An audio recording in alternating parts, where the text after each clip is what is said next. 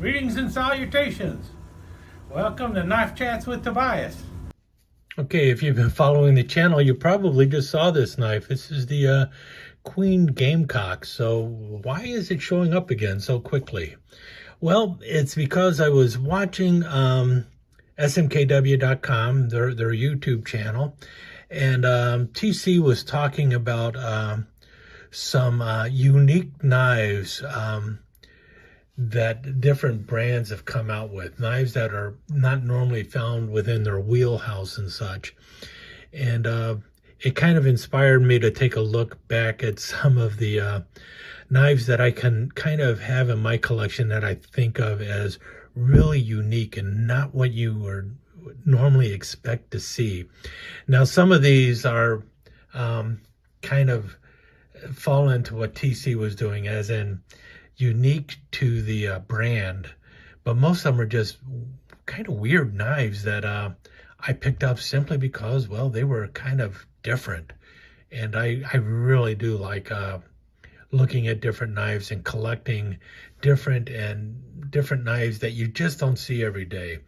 Okay, up first of my unique knives is this one right here. This is a new release from Queen. This one, however, is made in China. It is not one of the new USA made knives. This one is known as the Gamecock, and a lot of people refer to it as a cockfighter's knife, but more appropriately, it should just be called a rooster knife. And the reason it's got that name is because of the saw blade here, which is used for trimming the spur on a rooster, or some hens that also actually have spurs. The other blades that come with this particular one is a nice little drop point or spear point blade, whichever way you want to call it. And then it also has a small gutting blade. Now these often will just have the two blades, the spear blade and the saw blade. I will be talking more about these in another review when I look at this actual knife, the Gamecock, and explain why it has a nasty reputation that is probably undeserved, but at the same time, you can partly blame the knife industry because in many ways they kind of promote that reputation because, well, it's just, I have no idea why. But in any case, the more appropriate name for this should be the rooster knife, and it is not a knife that would have actually been used in the cockfighting world. Let's move on. Now, another knife, and I've shown this one before. This is a knife that I think is pretty unique, and this is my Victorinox Wine Master. And this is, to me, one of the most unique knives you're going to find coming out of the Victorinox factory. This particular one has olive wood handles. They also make it in walnut handle. But what makes this unique is the fact that, well, it's just a very big picnic knife, and it's not something you normally see from Victorinox. And you can see that all with what's on the back here. This is basically the standard blade that you find on 130 millimeter knives that they make, and they're making fewer and fewer of those. Look at that, it's a beautiful grind going on there. I just like that blade. Wonderful shape on that blade. You've got the interesting closure, which is push the shield, which moves the liner over, and then you can close it. You have the little serrated hawkbill blade back here, which is interesting too. But the cool thing is what you have here, which is the double lever with a special corkscrew. So you can open a bottle of wine with it. So it's really cool. And this is the second part of the layer or lever. And if you notice here, you've got a cap lifter too. So you can open beer bottles with it. You can open wine with it, so on and so forth. It's just a really cool knife. And it's unique to Victorinox, and something that you just would not expect to see from Victorinox, even though they make so many different varieties of knives. I just really like that one. That's my favorite Victorinox knife, probably. Also one of my most expensive Victorinox knives, but the Wine Master definitely is something unique from Victorinox, and they hit it out of the park on many levels with a really cool but expensive picnic knife. Now, going in the exact opposite range is the utility knife by Rough Rider. This is their electrician's utility knife, and as you can tell right here, it's got an adjustable wrench down at the end here. And I actually use this thing quite often. I actually have it here right by me because I use this one daily almost because of the crescent wrench, and it is a truly functional crescent wrench. I have opened many of things with it. I have actually taken bicycle tires off with this. So you know how tight you have to put a bike tire on? Well, I have taken them off with this. So the wrench definitely works. And otherwise what you have with it is the basics of an electrician knife. Come on, let's close you back up. So this is cast metal. Come on, let's close all the way. And then you have the other blades of your electrician knife. You got the wire stripper there, that is sharp. You got your screwdriver tip, and then you also have this edge here, which is sharp, and that has the liner lock going on, which you see with any electrician knife. And then the spear blade. So pretty cool knife, and not something you see every day. There are other companies out there that have put adjustable wrenches on knives, but you're not going to find, even it's hard to find these. Hopefully Rough Rider will come out with these again, because I think it's a pretty cool idea and a cool design, and it's also relatively inexpensive. Not something you normally see from Rough Rider, but well, maybe it is. Rough Rider does come out with quite a few interesting knives, but I thought that one was pretty unique. As long as we're looking at knives with wrenches, let's break out the old Zooline monkey wrench, because this one, I was looking for one of these for the longest time, and it's got this wrench that looks like a monkey. And Zooline, because it was actually made as a souvenir for some zoos in California and other places. So, but if you notice, you do have the engraving on here to make this thing look like a monkey, and this is the monkey's mouth opening and closing. It is a completely functional little monkey wrench, I guess you could say, and it does work. I have actually loosened nuts and bolts with this as well, so it does work. It opens up much wider than you can actually get on a nut, unless the nut is square, I guess. And there are some of those out there. The only real problem with it is when you have the mouth open, these blades down here, the Phillips screwdriver, you can't open it. You have to close the mouth in order to open that blade, and that's because as you turn this, the screw goes all the way down into the path of the screwdriver. Let's close it up.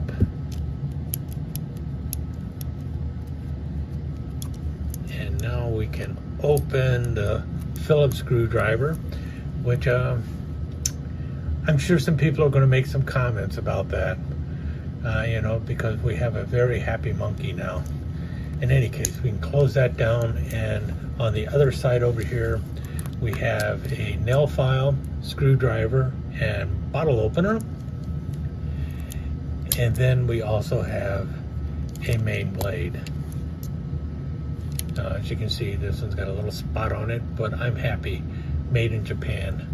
These knives were around back in the 1980s or so, and they're pretty cool.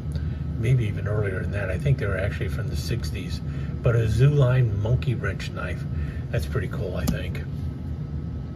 Now, if you've been following the channel, you probably know I have a fondness for mushroom knives, and I got this one here, which is even unique when it comes to mushroom knives. Mushroom knives, I don't know how long they've been around, maybe 30, 40 years, something like that. But just the pattern itself is kind of interesting. I did not even know it existed until the very first mushroom knife I picked up from Rough Rider about 10 years ago or so.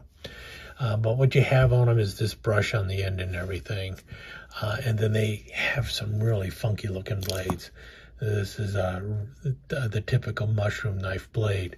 But this one in itself is also different than most mushroom knives. This is a Joker that you see. It says JKR. That means it's from Joker International. So this was probably either made in China or Pakistan for the Joker Knife Company in Spain.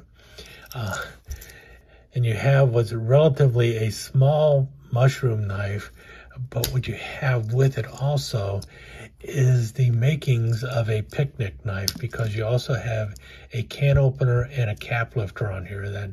That dual can opener cap lifter blade that I think started showing up around 1960 or so. And then you also have a corkscrew on the back, and people who know me know I like corkscrews on knives. You got the 5 centimeter rule here, which is not the most durable of centimeter rules on a knife, but it's just kind of cool. And you have the black wood handles. This is black pack of wood. Got the cutout there so you can get to the corkscrew, I guess. But just pretty unique even for a mushroom knife. And you got the little swivel there.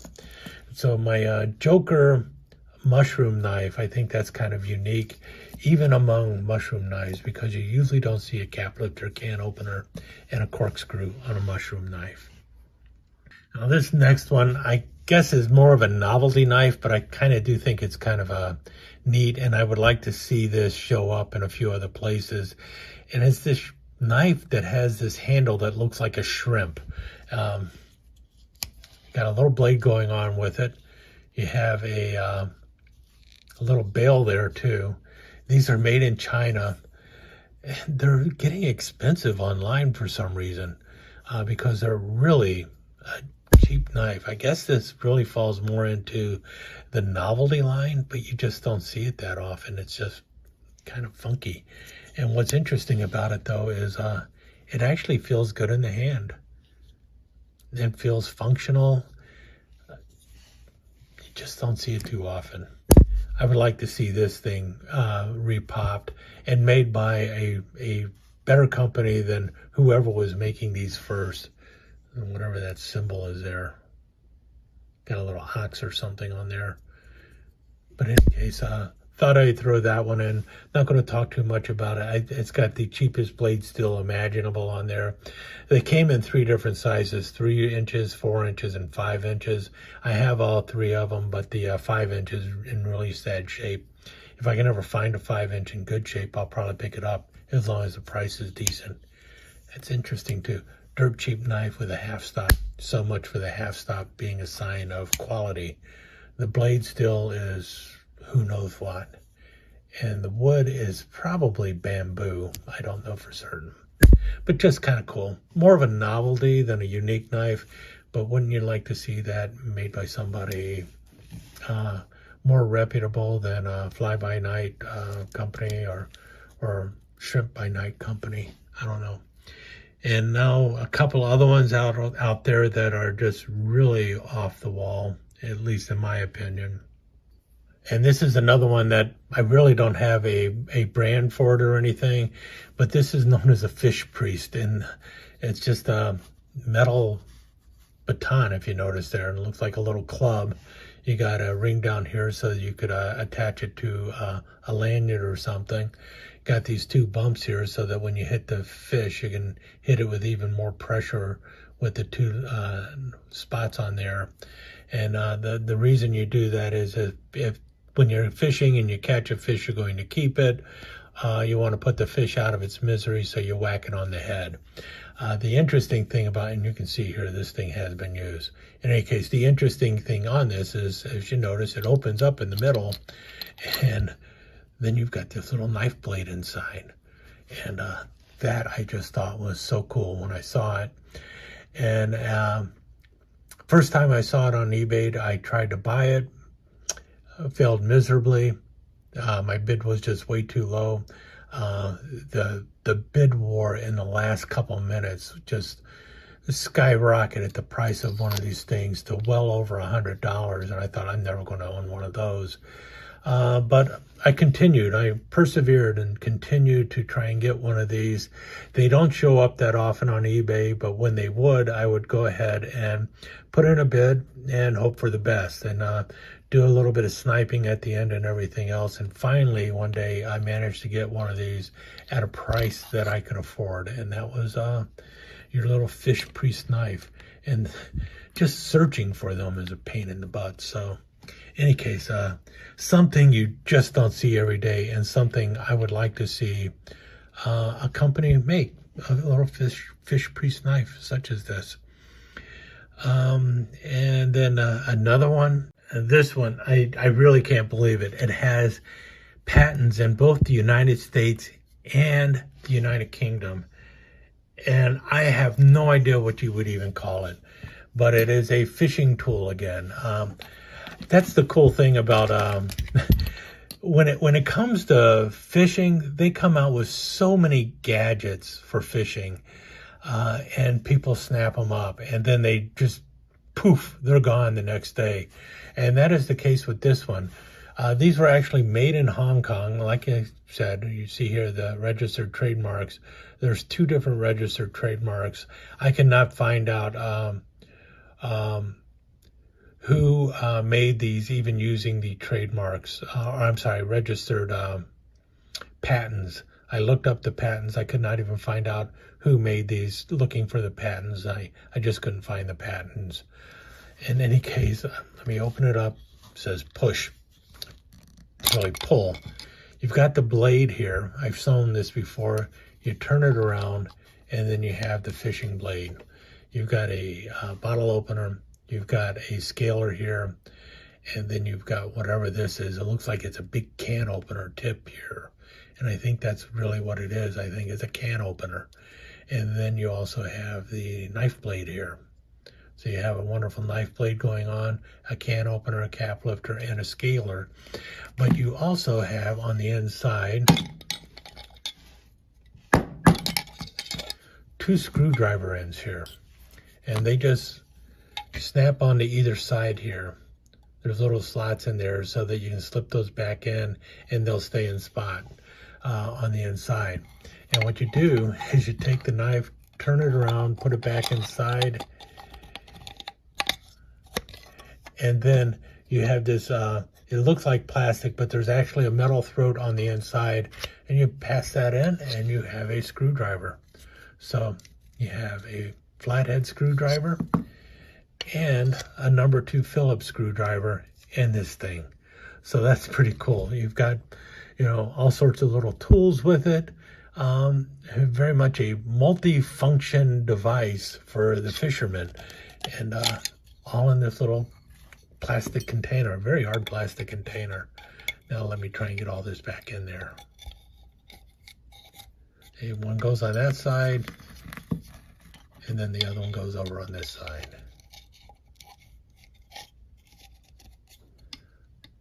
See that? And then the knife goes inside, and you're ready to throw it in your tackle box.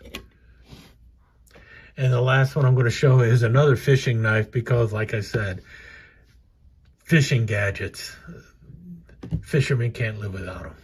And I have about 3 of these now. These are known as Gaff knives, and it's because you've got this big gaff hook on it. See the hook there?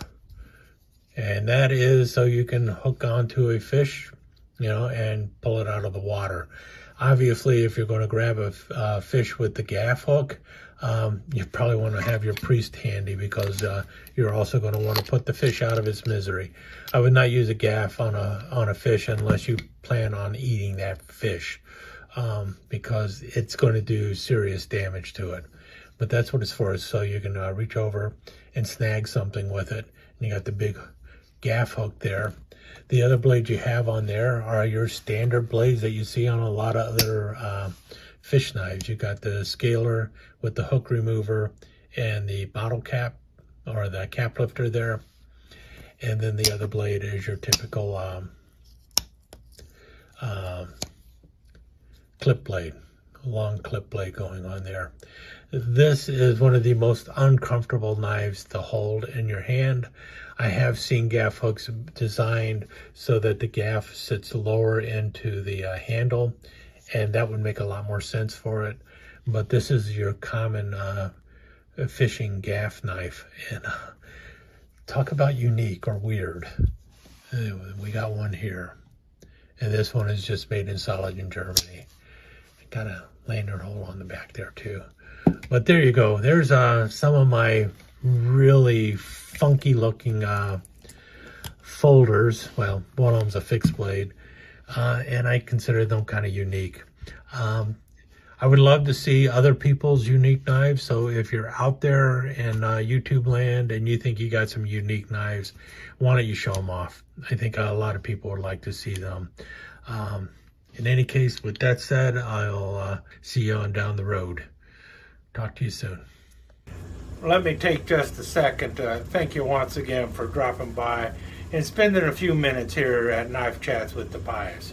I really do appreciate it, and I do appreciate any comments that you leave.